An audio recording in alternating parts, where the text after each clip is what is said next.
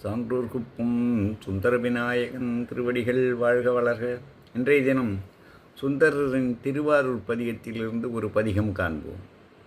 கரியானை உரிகொண்ட கையானை கண்ணின் மேல் ஒரு கண் உடையானை வரியானை வருத்தம் களைவானை மறையானை குறை மாமதி சூடற்கு உரியானை உலகத்து உயிர்க்கு எல்லாம் ஒளியானை உகந்து உள்கி நன்னாதார்க்கு அறியானை அடியேற்கு எளியானை ஆரூரானை மறக்கலும் ஆமே அறியானை அடியேற்கு எளியானை ஆரூரானை மறக்கலும் ஆமே.